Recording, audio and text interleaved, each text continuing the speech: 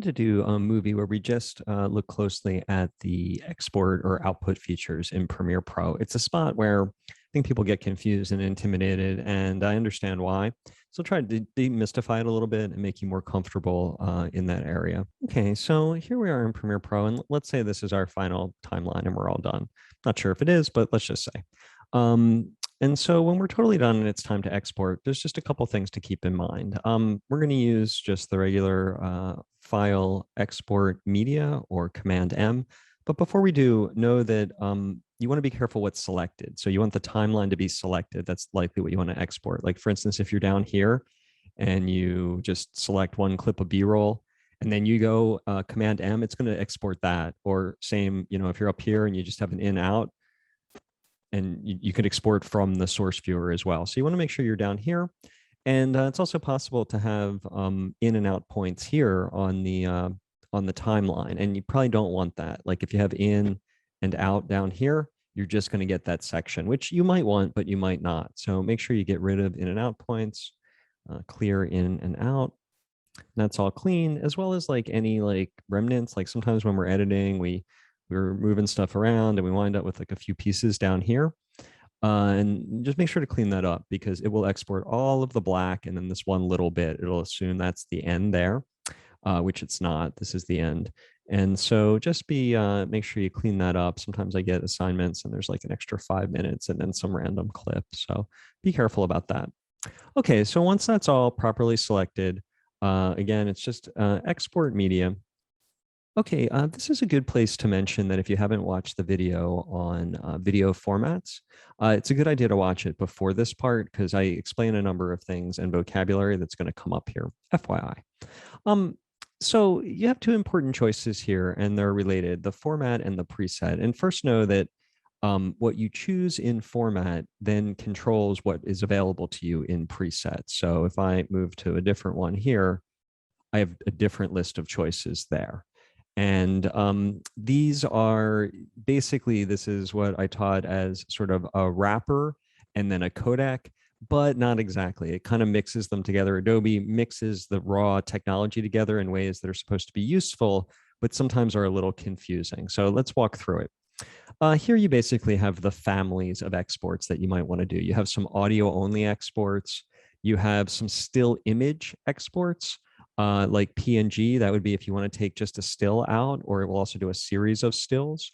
Waveform audio, that's like literally an audio file, like the kind you would burn onto a CD.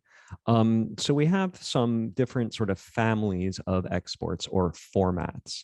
The ones I want you to be aware of are H.264, and this one, H.265 or HEVC.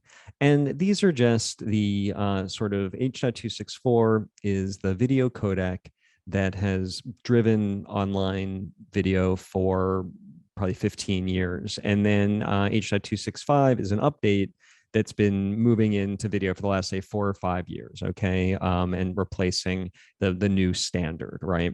And so those are sort of the important ones to have your eye on, unless you're making a Blu-ray or doing one of these other things.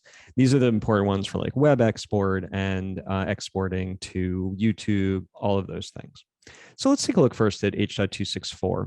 And again, know that what you choose here controls what you choose here. And in terms of H.264, because it's this workhorse, we have a lot of choices, but they're not as bad as you may think, right? There's more than we actually need here. So anytime you see match source, that is going to not mess with the resolution or the frame rate, okay? Whatever it was on your timeline, it's going to not shrink it, not change the frame rate, not change the size, not change the resolution, nothing like that. So all of these that say match source are that, and they are very useful. 9 out of 10 times match source high bitrate is going to be perfect, right? Perfect to go to YouTube. You're done. 2 great choices there. But if you look at these, they're mostly branded, okay? So they have specialized ones for like YouTube 1080p, the resolution 1080 progressive, Vimeo, another video platform. I think there's Facebook presets. These are all slightly different and they're fine-tuned for those platforms, but they're not very different, okay? Match source high bit rate, also match source adaptive high bit rate, which is slightly more sophisticated. they're going to be good choices for YouTube. And so is the YouTube 1080 choice, also a good choice, right? A lot of redundancy on this list. And when you realize is that you either have match source or you have some sort of branded thing and then a resolution that matches what they've got on that platform. But they often are all very, very similar.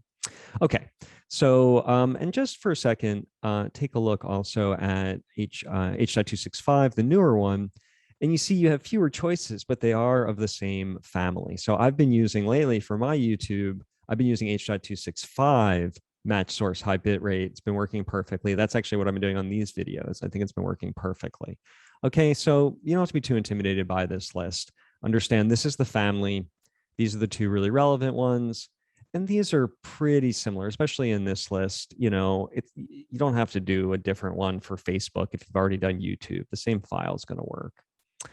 Okay, so here's the really sneaky thing. To know where you're saving the file and to rename it, you got to click here on this blue on the name. So this is how you get a more familiar box. Where am I going to save it? Okay, on the desktop, what am I going to call it? You know, and matters because people get confused by this. Where did it go, right? And Adobe does not make it easy. I'm going to cancel. I'm not going to save. Okay, so if you want to dig deep and customize, that's what's going on here to sort of micromanage the settings and really adjust things. You could also set your own in and out points here and just do a segment if you think of that. But you don't have to dive too deeply into this. You can look if you're interested. Export is how you trigger the actual export. And Q sends it to Q in a program called Media Encoder. Media Encoder is like the engine that does all the encoding. And you can either just export and the line goes across the screen and it saves, or you can sort of put it to the side to do it later in a queue if you have a bunch of them. Why not? I'm going to go ahead and export. Okay, that's it. Along with the video formats demystified video, I think that should make you feel more comfortable doing your exports. And also, you know, these things will change. The letters and the numbers, they'll change, but the ideas will stay the same. So if you get used to looking at that stuff and not being too intimidated by it, it'll be easier to learn when it does inevitably change.